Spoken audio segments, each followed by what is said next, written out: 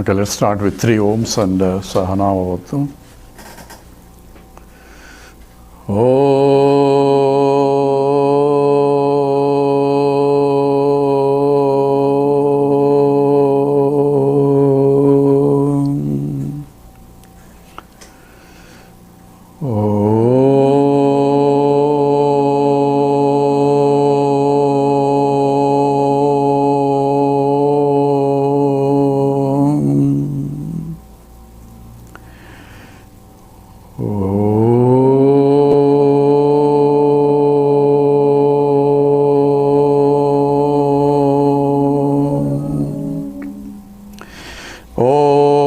Sahana Bhavatu, Sahanau Bhunaktu, Sahaviryam Karavavahai, Tejasvina Badhitamastu Mavit Vishavahai.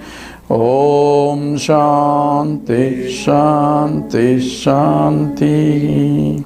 Guru Stotram. Akhanda Mandalakaram Vyaptam Yena Characharam Tatpadham Darsitam Yena Tasmai Sri Gurave Namaha. Ajnana Timirandhasya Jnananjana Shalakaya Chakshur Militam Yena Tasmai Sri Gurave Namaha. Gurur Brahma, Gurur Vishnu, Gurur Devo Maheshwara, Gurureva Param Brahma, Tasmai Sri Gurave Namaha. Stavaram Jangamam Yaptam, Yatim Sisacharacharam, Tatpadam Darsitam Yena, Tasmai Sri Gurave Namaha. Chinmayam Vyapiyat Sarvam Trailokyam Sacharacharam Tatpadam Darsitam Yena Tasmai Sri Gurave Namaha. Tvameva Mata Cha Pita Tvameva Tvameva Bandhuscha Sakha Tvameva Tvameva Vidya Dravinam Tvameva Tvameva Sarvam Namadeva Deva Tvameva Sarvam Gurudeva Deva. Hari Om. So we have one of the important exercises I mentioned is first thing in the morning, think of God. And before you start the day, think of exactly that. See the presence of the Lord in you and the presence of the Lord in everyone, starting from your own spouse and the whole universe that you are going to encounter the whole day. So you have, I'm going to meet him, I'm going to meet this, I'm going to this. All your transactions that you have planned in advance, you are already project the presence of the Lord himself there, and therefore you're already prepared the mind so that your mind does not get negatively interacted in your transactions. You will be objective in your analysis. There is nothing wrong with our problem of interaction. You have to interact with the world. You are in the world. You are a being in the society. So you cannot but interact with the people. So how should I interact? I have to interact in such a way that whatever that need to be done has to be done. As a father, as whatever role that I am playing, I have to play my role properly. As an employee or an employer or whatever that role I am taking has to be done correctly. So what is correctly, we will talk about what is Dharma later. But at least I should have this bringing the Lord into picture is become important. Why should I bring the Lord? Because any action I do for my own sake becomes a selfish, self-centered action. I am working hard so that I can get money, so that I can enjoy. If self-centered actions, the happiness is limited, I am postponing my happiness. Action itself is not happy. I am happy so that when I get, I will be happy. So happiness will never come in the future because future itself doesn't come.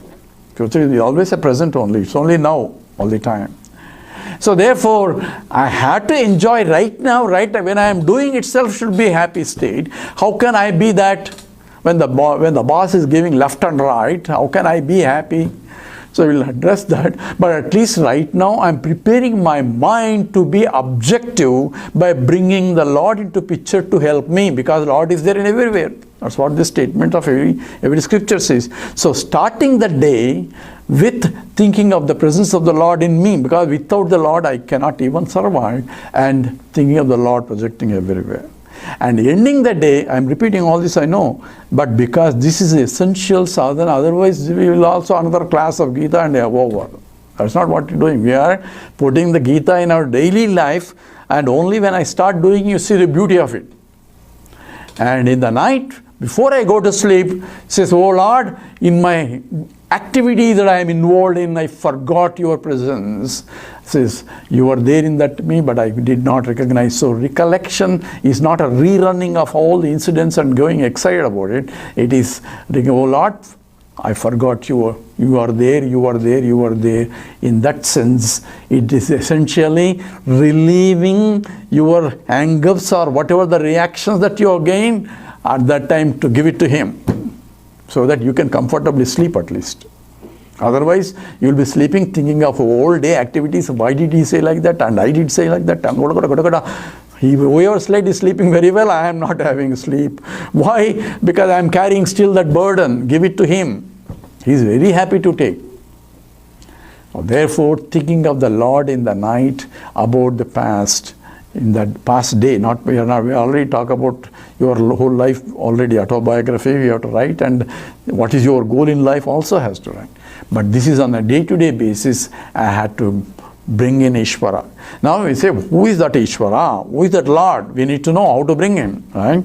So yesterday, last time in class, we looked at what is Ishwara, what is the Lord.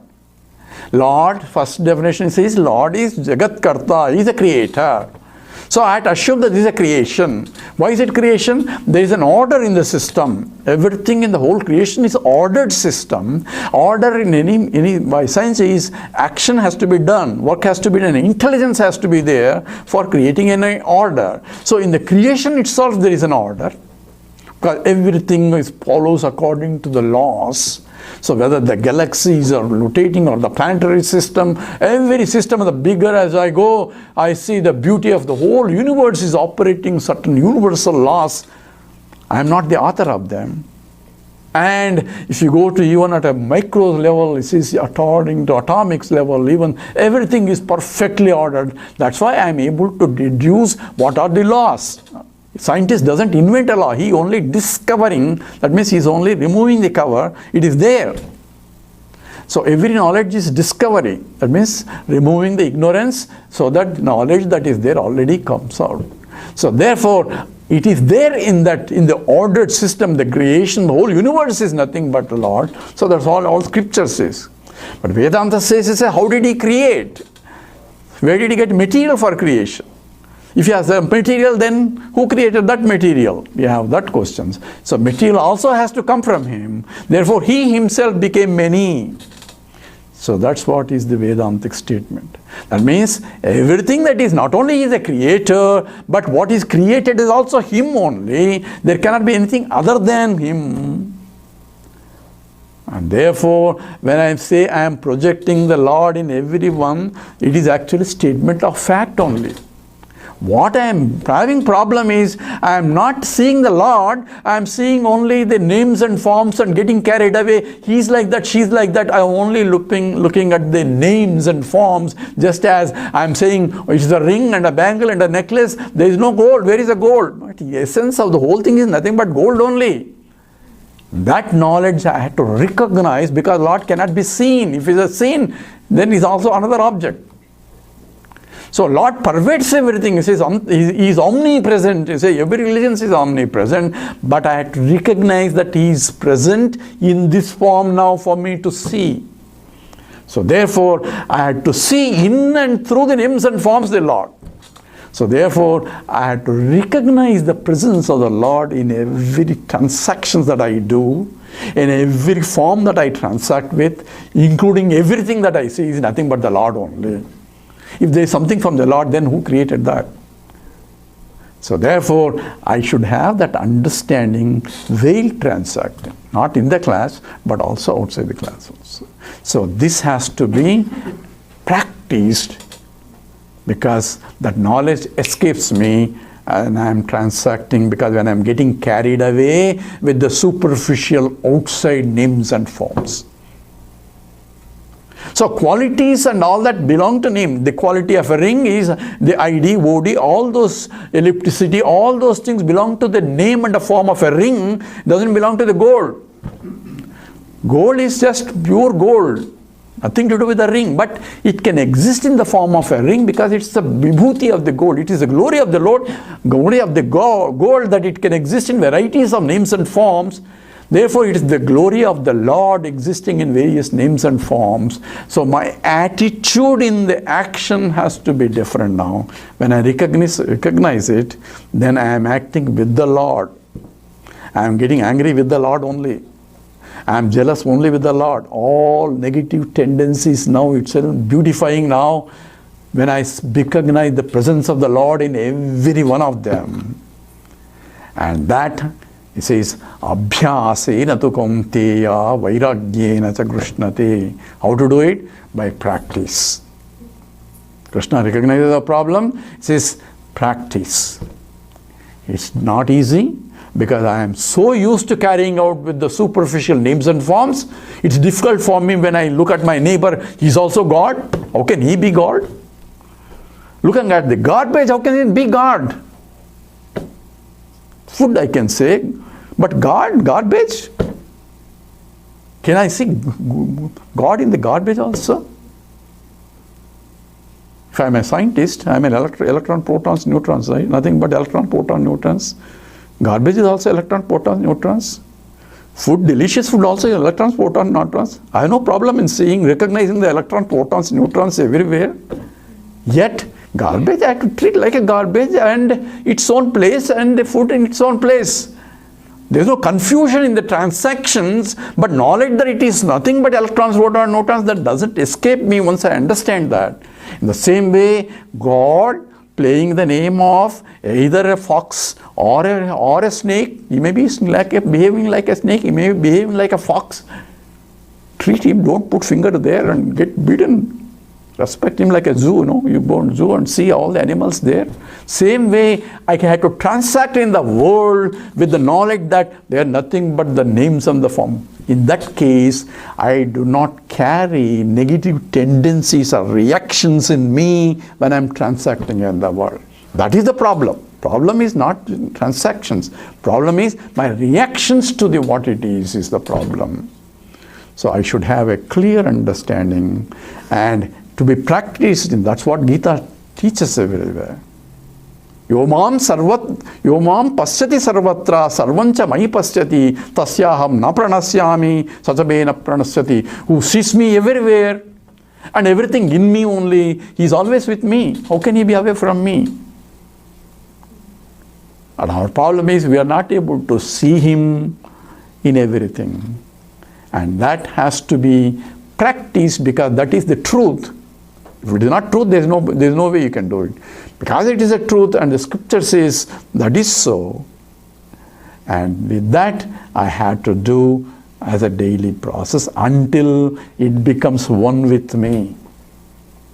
A wise man is the one who can see the presence of the Lord everywhere. I told you the story of Kanakadasa. He was running after the dog. When the dog snatched away his bread, he was running after the dog. He said, please have butter also.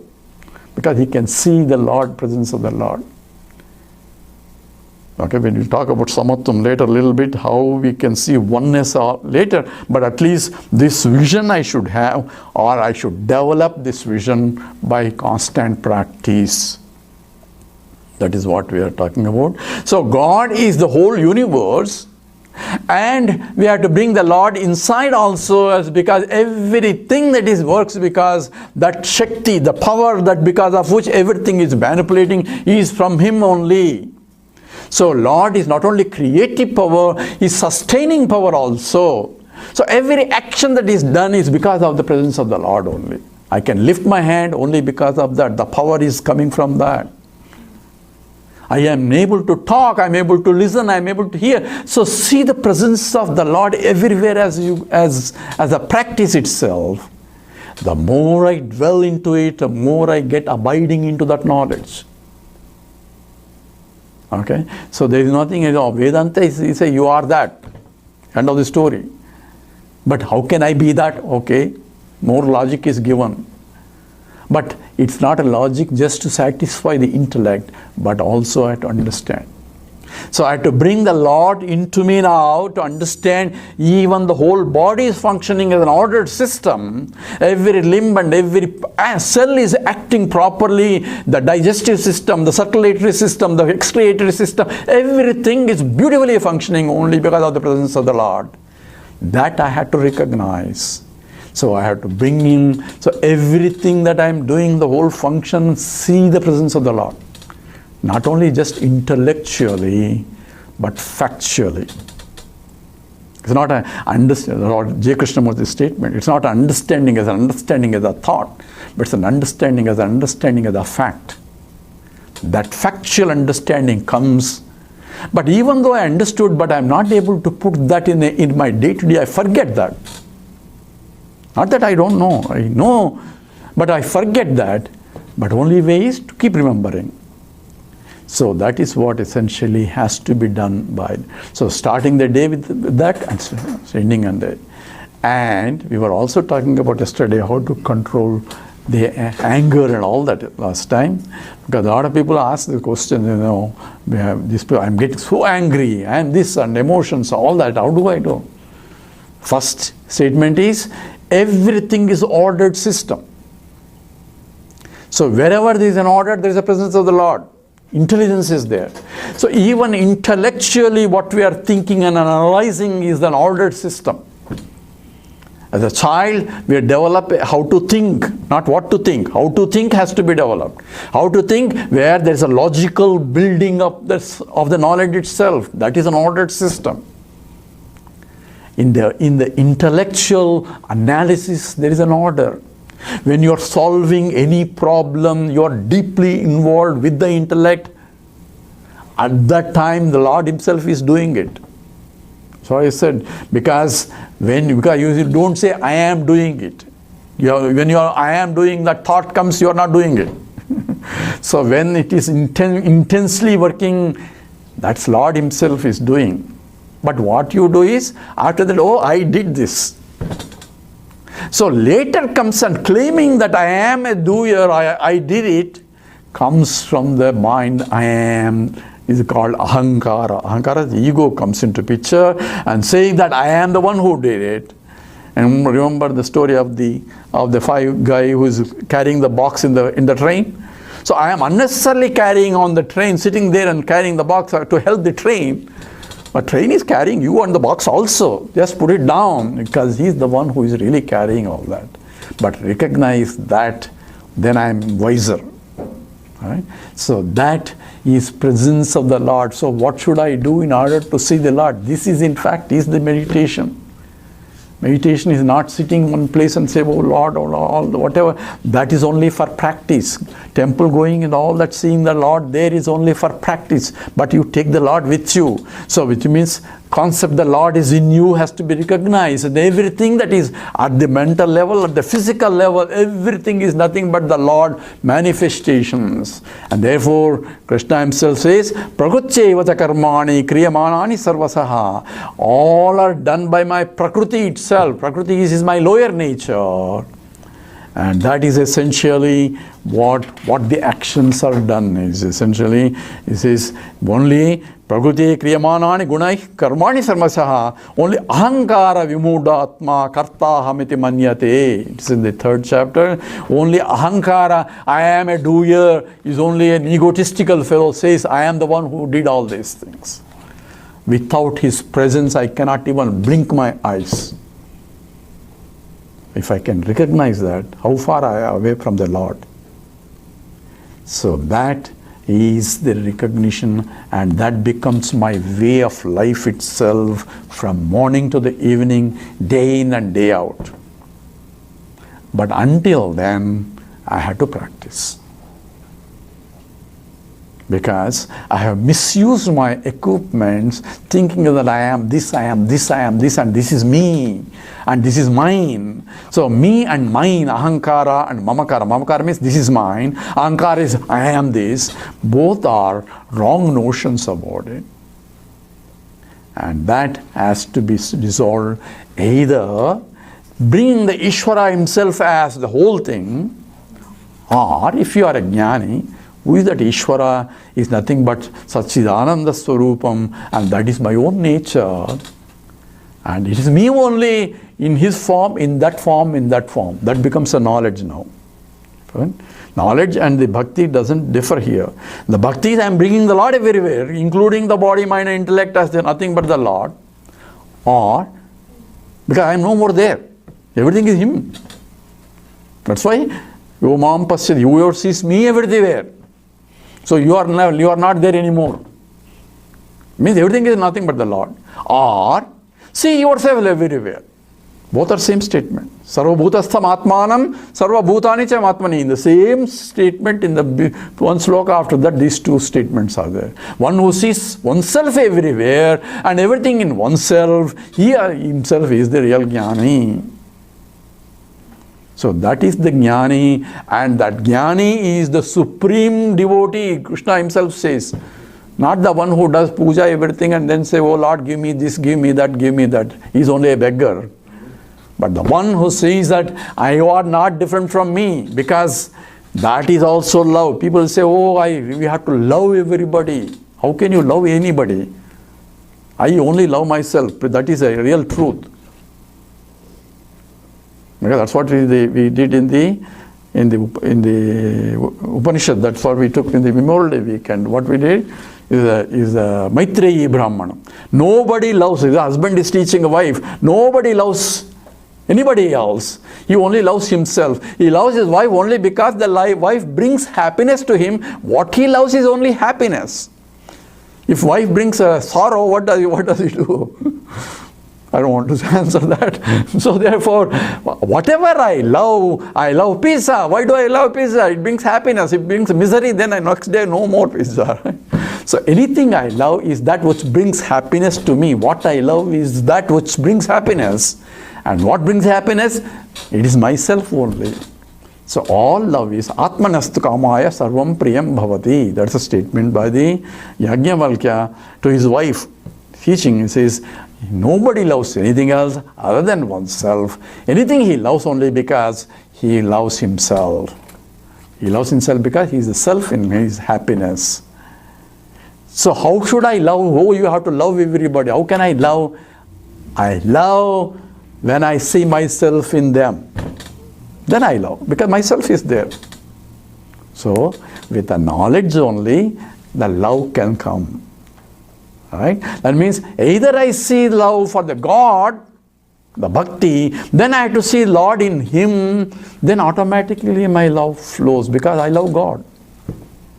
So either way, from the point of a bhakti, devotion wise, Lord is everywhere. So everything I love, in spite of apparent differences and differentiations and all that, is only superficial. But in and through every difference and everything is that he is Dharyate. He is the one who is providing the support for the whole universe. If I recognize his presence, then I cannot but love.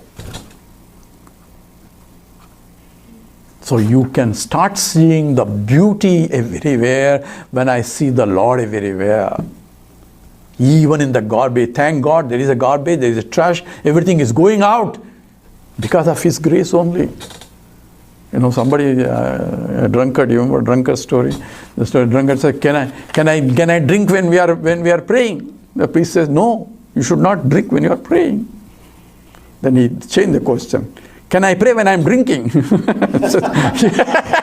Yes, you can pray anytime. So, you can pray anytime. But when you want to pray, go to a puja room where your mind becomes a calm and quiet and see the presence of the Lord in the beauty. Recognize that he is there everywhere also. So when I go to the puja room for a prayer, I said, as soon as you get up, take a bath, clean yourself, go to a place where your mind is free from all other attachments and all that. No more relationships. Not a father, no mother, no daughter, no husband, no wife, nothing else. Enter into the sanctorium where you remove all your shoes like a shoes outside. Enter there, only you and the Lord. Don't go there and say, oh, my daughter needs this, my husband needs all those. Then you are only bringing all relationships. He loves them more than I do. That's what Lord will think. Even he comes here with all those. So be with the Lord. What should I pray then? Oh Lord, be with me. That's all I want. If you are with me, I can conquer the whole universe. Because the universe is only you. You are with me, then I am the whole universe is with me. So that should be a prayer what? Prayer, not I want this, that becomes a beggary. Lord is not going to give you any special for you. Even though you may pray. 100 coconuts you do, bananas you give, nothing will happen. Why? Because he says, Samoham sarvabhutishu, I am impartial to everybody. Because that's my law. You can tap highest energy from me. That's your capacity. That depends on you.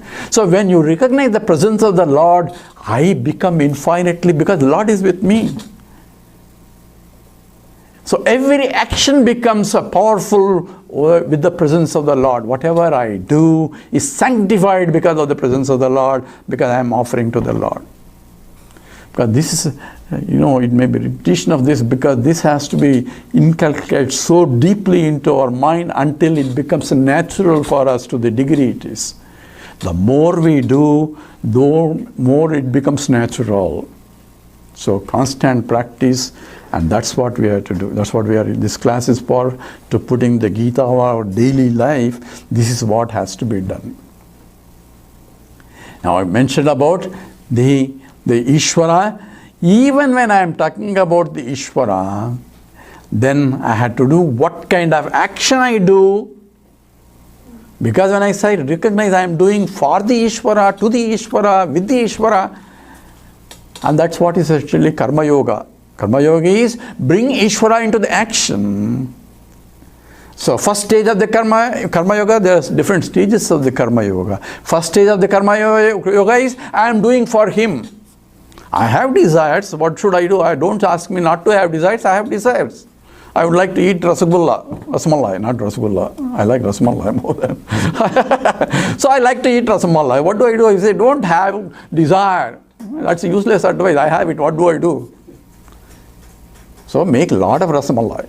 Or ask them other people, if other people can make it make a lot of. We have Meena Balucha, she makes a beautiful Rasamalai. She is doing it very well. So make a lot of Rasamalai, but offer it to him. Because he is there, he also wants to, because he is there in you, he wants also Rasamalai. So when you offer it, that's called Naivedyam. Nivedana means offering to him. Whatever you like, offer it to him. Whatever you don't like, don't offer it to him. So only whatever you like, only you should offer. Whatever you enjoy, only you should offer. Then he will enjoy along with you. So whatever you love, whatever you like, offer it to him first. Then becomes a Naivedyam, and fortunately he doesn't eat, he will return back all the Rasmalais. Because he is already full, he is infinite, so there is nothing that he can add to himself. But when you offer it, you are surrendering yourself. That bhakti, that's what he wants. Patram, pushpam, palam, toyam, yome bhaktya prayachati. Whatever you offer, even leaf, anything, water, anything you offer it to me. Because what he wants is essentially your attitude. So when I am offering all the fruits over there, that is his only. And offering his to him. So I am offering to you. Yes, this is mine only. What is that you are offering? So I have to offer, oh sir, this is yours only. I am offering it to you. Because I have a notion that this is mine. That's what I am offering. Tvadiyam vastu Govinda tubhyameva samarpaya. Oh Lord, this is yours only, but I am offering to you because I have a wrong notion that this is mine. But what I am offering it is my understanding that this is mine, this is mine, this is mine. Just give it to him, that is his only. So what is that I am offering? Your notional ownership you are offering. Follow now? Because he cannot take it. Say, oh, keep it with you, but I know this is mine now. So don't offer the same thing again next time, because it's same gift twice you cannot offer to the same person. That means you didn't offer first time. So when you offer it, recognize that you really offered it. And until you really offer it, at least do practice of offering. When it comes back, it becomes prasadam. Follow? So whatever action that you are doing, also offer it to him. Then becomes action itself, becomes a prayer. So when I offer it as a prayer, the results of the action becomes the prasadam, means coming from the Lord. So when we offer prasadam, and the upstairs they offer it, you take it with a reverential attitude, whether it's a water, whether it's a fruit or anything, you take it with a reverential attitude. You don't question, how come I am only getting this much and not the other fellow is getting more? All these questions don't come for a Hindu who is asking, taking it as a prasadam. That prasada buddhi, that means I am not reacting to the results of the action. Because all other, don't get angry, don't be afraid, all are reactions. But when I have the attitude of a karma yoga, means karma is being offered as a prasadam, that's called karma yoga. Offer any action offered as a prayer to the Lord is karma yoga. But if the action is for the benefit of others, then I don't react that much also. If also I gave thousands of dollars to this, I'm the one who gave, then there is a problem. It means there is an ego even involved in that. That is his only, he is taking. He gave it to me this way and he is taking that way. If I have that attitude, then I am free, means free from reactions.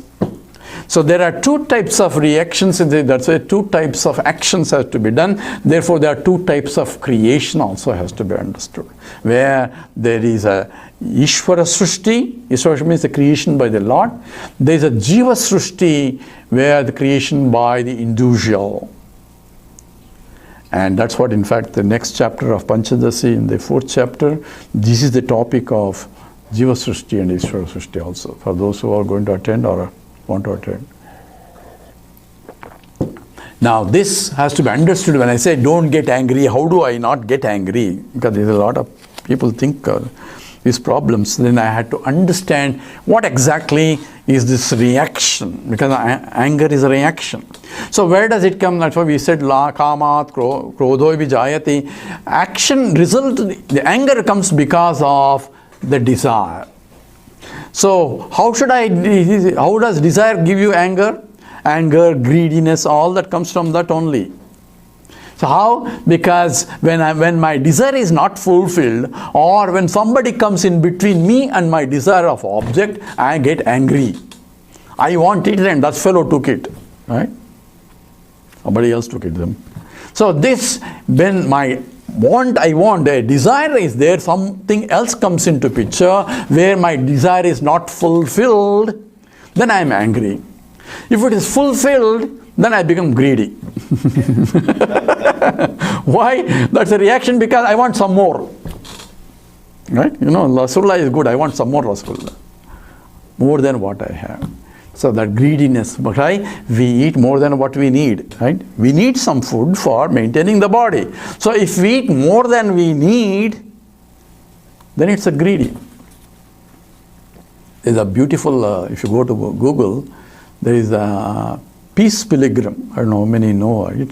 If you Google it, it will come. Peace pilgrim. This was a lady, American lady in 1950s. She was not any religious or anything. Suddenly she realized that I don't need all this. She started giving away everything, whatever she needed. whatever she has. She thinks, do I need it? I don't need it. Let other people may need it. So started giving. At last she's left with only with the 2 pairs of dresses to the pant. And she says, I don't need this apartment. I can just walk around and do wherever I can get shelter. And she became real sannyasi, real monk. She doesn't have any religious background or any upbringing as to say, but you should read how beautifully she thinks. And her teaching itself is not different from Vedanta. Because she started people advising whatever that wherever she could sleep, wherever people give, she was eating, and people asking questions and she was answering whatever that she could. And she left everything other than what she essentially needs. It's beautiful, those who want to live. Peace pilgrim, that's what it is. And her teaching is, so beautiful also. So if I start looking at what I don't need, whatever that comes because of the Prarabdha, because of my previous karma, it is coming. That doesn't mean that you have to go and leave everything deliberately. It's not that. It is you have no ownership of this is mine and hold on to it. Will not be there. So we have to understand from that point, it says, what is that Jiva Srishti and Ishwara Srishti has to be understood. So I can also create a lot of things. Not only Lord created the whole thing, so I can create. What can I create? A lot of confusion. I can create. Because Lord cannot create confusion, but I can create. So all the airs in the Jiva, this is the problem where Jiva Srishti is the problem. Jnani is the one where this is not there. Jiva Srishti is the creation by the individuals are not there. Only the God's creation he enjoys. Okay. Now we should understand this anger also properly. Okay, all the reactions. So I mentioned kamat krodho bijayate. From the desire only this result is coming. So when I bring the Ishwara into picture and do the action, even though I have a desire for it, but when I bring the Ishwara, then reactions will not be there. This is not only the prasadam that we offer in the temple, but this is true with every action that I offer too. Then only there will not be reactions. Okay? That's one aspect of it, how they automatically I am nipping the bud for these reactions of anger, greediness and all that at the source itself where the karma is coming. Karma means the desires are coming. I turn the desires into prayers to the Lord in terms of activities. Then it becomes a prasadam. So non-reactive is an attitude that I develop once I bring the Ishwara into picture. But there are certain things that come because of my past. Okay, from now on I am going to be very devoted. I may start with that. But there are activities that I have done in the past of this life or past of many lives, if you believe in most previous lives. And that is called Prarabdha. So things come because of the Prarabdha, that's called fate, destiny or whatever. But every fate in everything gives me, for me to, what is fate? Fate is Prarabdha or destiny. Destiny is what I have. But at the same time, as a human being, I have a will to act. Free will. This is how people argue, free will or destiny, free will or destiny. So I have, every moment I have a free will to do where I have to deal with what I have. So what I have is a Prarabdha, and what I do with what I have is my free will. And where I can, in spite of what comes from the Prarabdha, I can change my attitude also towards the higher for me to grow. So in this, we have to look at the mind of the individual, because it's the mind that really determines all these things. So we now go into analysis of our human mind, because that's the problem, most of the problem. It is a problem and also it is a solution to the problem. So it says, scripture says, Manayeva Manushyanam Karanam Bandhamokshayoho. Mind is responsible for both bondage as well as liberation also. So I had to use the same mind to get liberated, but this mind also causes problems to me. So how I should know? So I should know, only way to know is to find out what is this mind all about. That's what the whole J. Krishnamurti is also, you have to condition or decondition the mind using mind only. There is no other equipment. So we try to analyze what exactly is the mind first objectively. Okay? So for that, scripture gives us the analysis of what exactly is the mind. And where I have a creative power as a Jiva Srishti also comes into picture. So there are different types of analysis of classification of the mind. So total mind, you have there, my chart is there. Total mind involves all subtle process of where mind, that is where the emotional part is considered as mind, where the M comes, the emotions come under the mind, where all the emotional faculties are come under the mental. And love, jealousies, hatreds, all that are within the mind. And there is also a discriminative faculty, the intellect, which knows what is right and what is wrong. So I know by education, by process of education, the child says, hey, my child, that is wrong, don't do it. And this is right, you do it. So from the childhood on, from the parents, from the teachers, from the society, I start learning what is the right and what is the wrong. Go drive on the right side only if it is in America. If it is in India, go in the left side only. So those are the rules of the society that is imposed on you. Pay taxes every year. That's a law. If you don't pay, you will be penalized. So those are the laws I need to know, and that intellect has to be grown in the process. Do's and don'ts are there, has to be known. That is intellectual discriminative faculty of what is right and what is wrong. So what is right and what is wrong is based on either the society values, ethical values, also cultural values, and also there is what is right and what is wrong according to the Vedic also. What should be done and what not to be, Dharma. That's called Dharma. So Dharma is that which understanding what are the things, do things and not do things also. That intellect has to be developed. If not, by education process, I had to know. That's called value system. So I should have a value for the values that I cherish also. And there are universal values and there are personal values. Universal values are those that are independent of space and time. That's universal. And when I violate those values, I get penalized by myself. You'll say, why? Because those are values that are so for all society itself. And that's my dharma. That's my duty to follow those universal values. What can be? That's all whole Bhagavad Gita emphasizes that amanittam adambittam ahimsa kshantirajyavam acharyo basanam saucham. So all 13th chapter, 14th chapter, 15th chapter, 16th chapter, 12th chapter, everywhere Krishna talks about these values. But we learn and we find what exactly has to be done. We have to practice. How do I practice? Also has to be. So this has to be understood. Understanding is important. The intellect knows what is right and what is wrong, in principle, once it develops.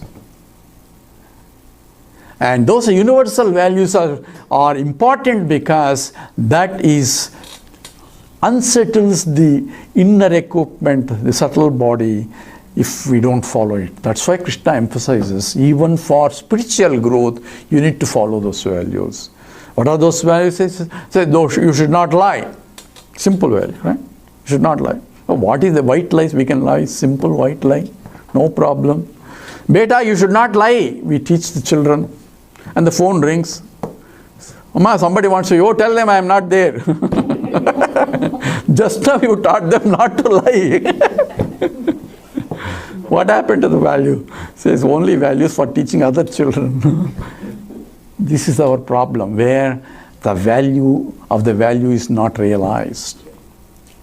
What exactly happens when you lie? Just simple analysis. What exactly happens when you lie? Who knows the truth? I know the truth. When I am lying, I know what is the truth. That means intellect knows what is the truth, and the mind is coming into picture, emotional one, trying to compromise myself against my own value judgment, and says for convenience, to give a good impression, or to avoid some repercussions if I tell the truth, whatever the fear of what happens, I lie. It can be a white lie or a black lie, whatever lie. I don't know if there's a black lie or not. I know there's a white lie. So some lies are there. Why? I am lying to compromise my own value system against my own intellectual state. I know the truth, at the same time I am lying because there is something coming in between the intellect and the mind. That's what that vasana is. Vasana is my likes. I like this, let me lie so that I can get away with it. If I can get away, let's lie in the taxes. Starting from taxes, we can get away.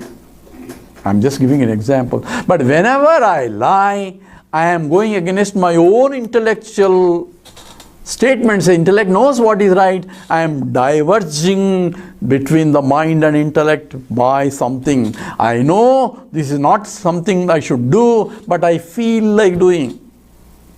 Doctor told me not to eat sweets. I know it. But nobody is watching. One cake is okay, one piece, one cookie is okay. Who does it? Is the mind feel like having it? So whenever I compromise myself against my own intellect, the mind is compromising my intellect, I am diverging the two personalities, intellectual personality and emotional personality is getting diverged.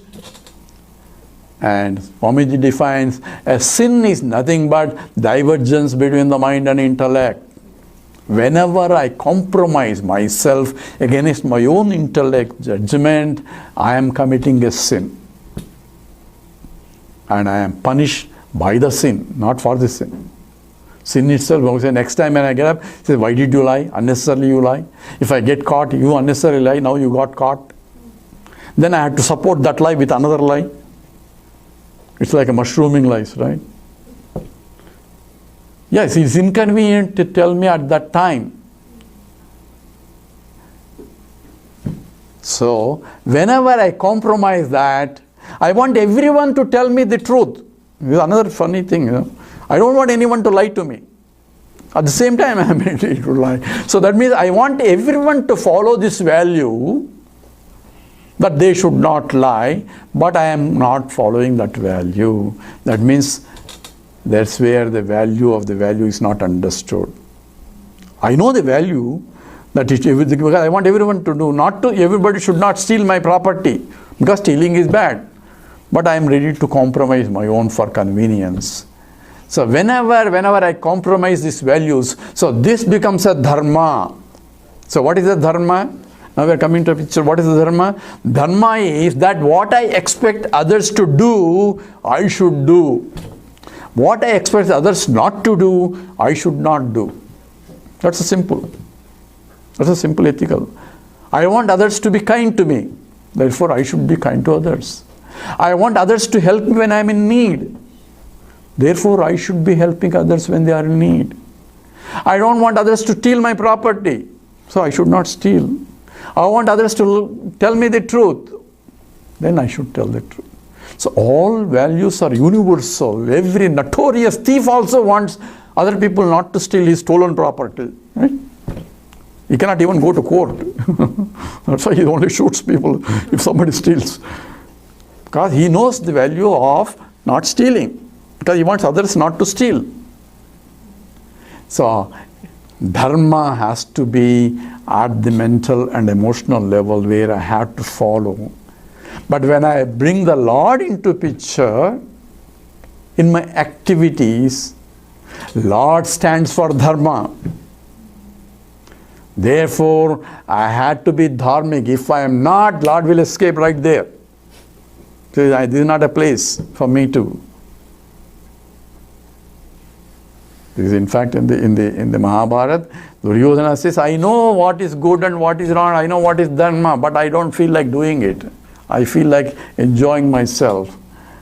Whereas Arjuna is the one to whom This teaching is, Arjuna is what? Why only Arjuna, not for anybody else this teaching? Because he is Arjuna.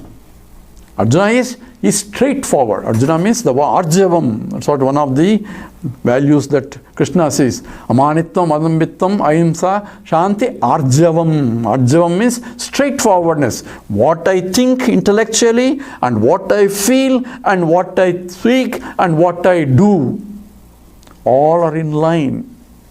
There is no deviations. That they called an integrated personality. We don't agree with what he says, but I respect because he is following what he thinks is right. We respect those people who follow this Dharma. We may not agree with them, but we still respect them because he is straightforward. There is no crookedness. We can crystal clear, I know how he is going to think. But I don't think that's right, but I know what exactly. And he follows what he thinks. And that is in fact a Swadharma. We'll follow later is, Swadharma is, do follow what your Dharma is. And that is essentially part of the Gita itself. And in this, the mind and intellect are part of it as a part of the value system. And all the yogas that are taught in the Bhagavad Gita is only trying to bring the mind in line with the intellect. Because the one that is deviating is that vasanas are coming. So when the vasanas are not there, the mind and intellect are together. Vasanas is I want. Egocentric desire. I want, and therefore I am trying to gain something. I and I want is the ego, and egocentric desires is the vasanas that come in. So how do I get rid of the vasanas? So first stage of the Karma Yoga I said is offer it everything to him. So whenever I offer, even though I have a selfish desire, first bring him Lord, and the fish part of that selfish goes away. And I start offering as a beauty, because when I am offering to the Lord, it has to be good and it has to be dharmic. So negative things will drop out automatically when I see the presence of the Lord. Lord will not appreciate if I do like this. So every action becomes a coating with the Lord, automatically takes me to the value system where the Dharma automatically follows. If I don't know, still I do, oh Lord, this is all I can think of right now, this is all my thing, that's what I think is right, I'm going to do it.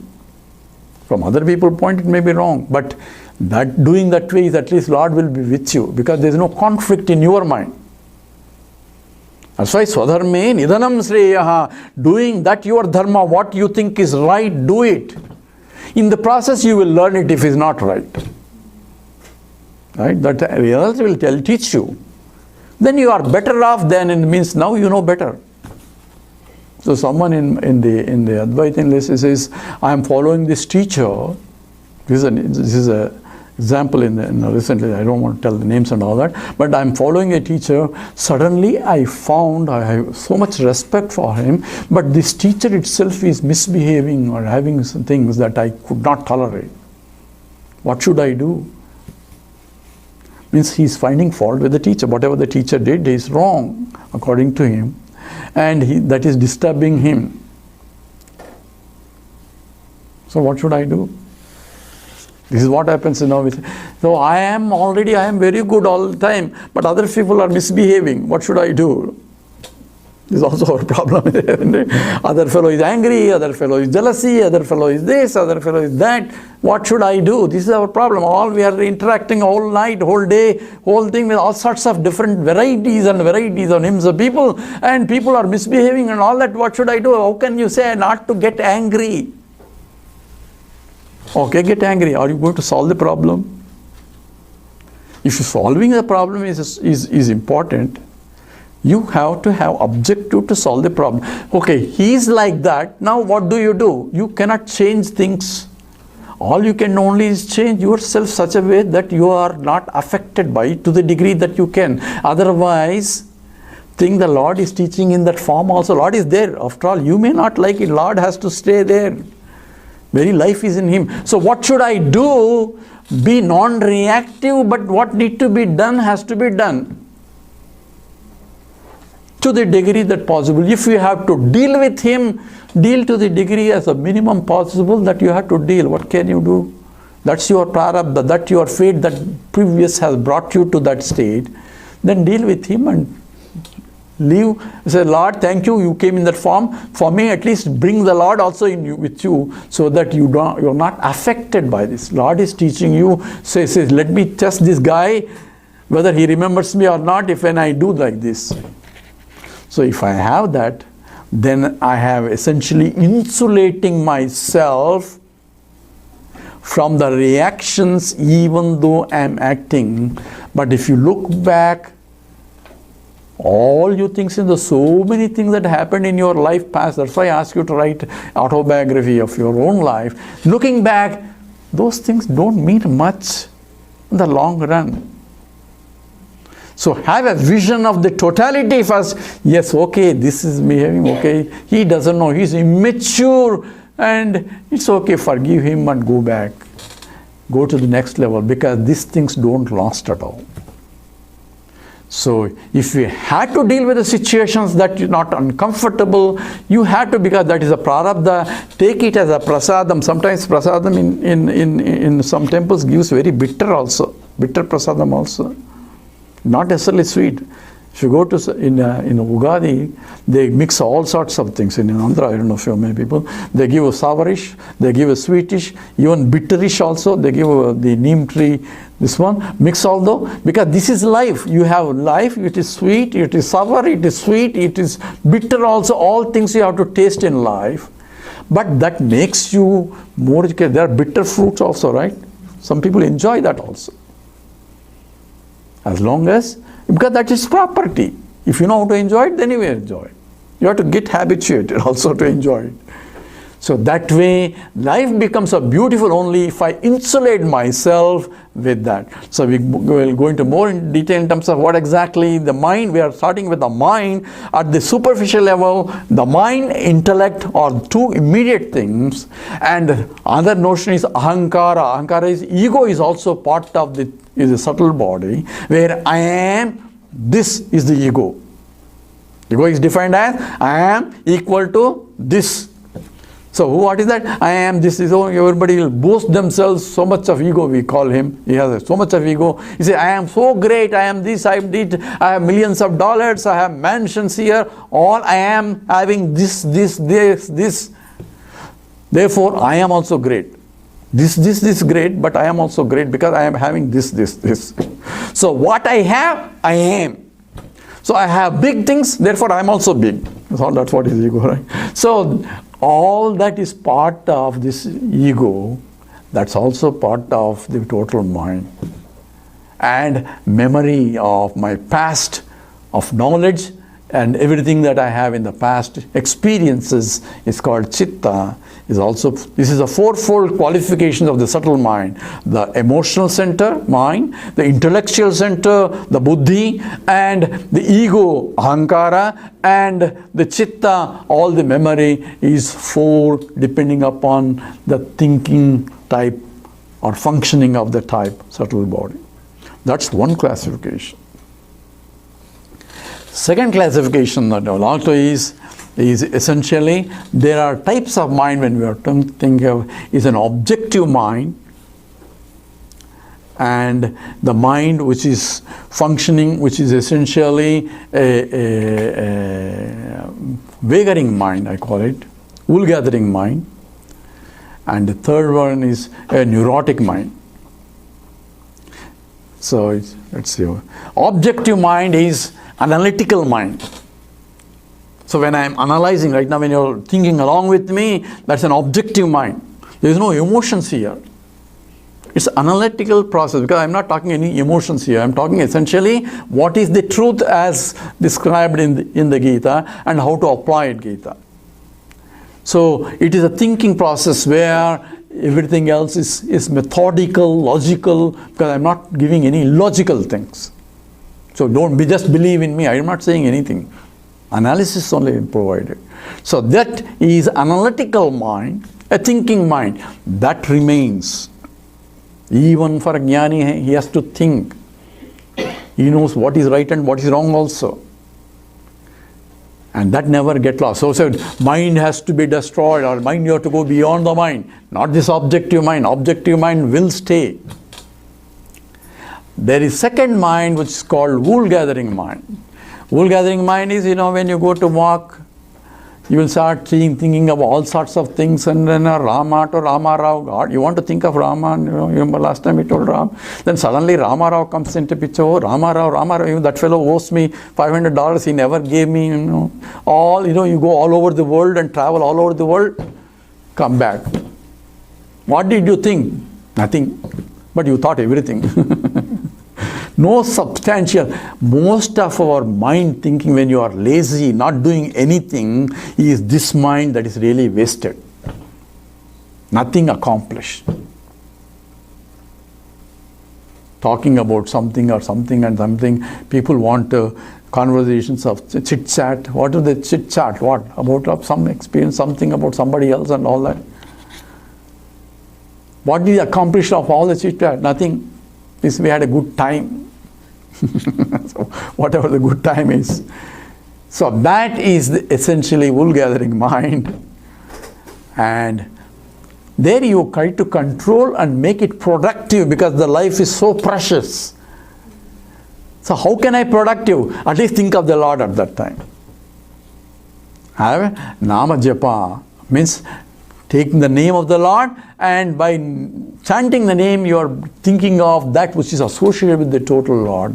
That way you are essentially rechanneling your mind instead of wasting it. And the third mind is called a neurotic mind.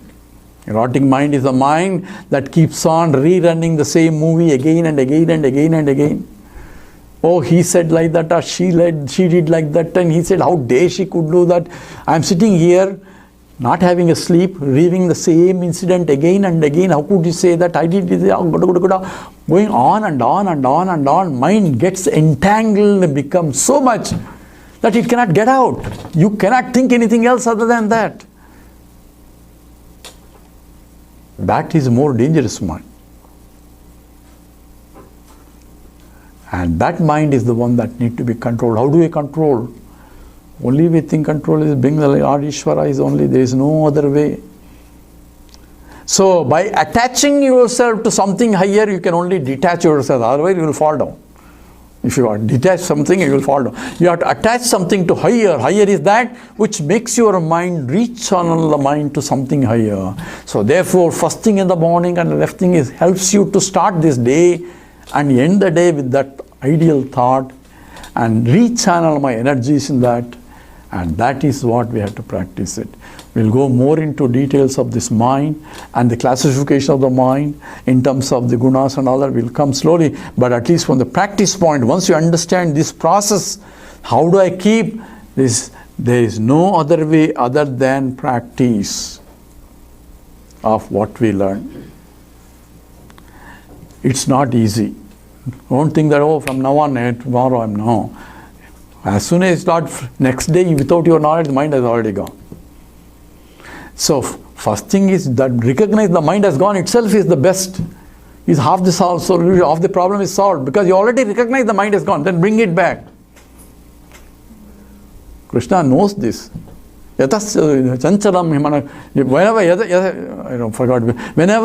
your mind, you lost, the mind is gone, bring it back. Yato yato nischarati manas-chanchala mastiram tatastato niyamya itadu. Whenever your mind has gone, bring it back to him. That becomes a practice, a sadhana. So with that we'll stop, and we took a little bit, and we'll stop here, and now we have a lot more practices from now on, right?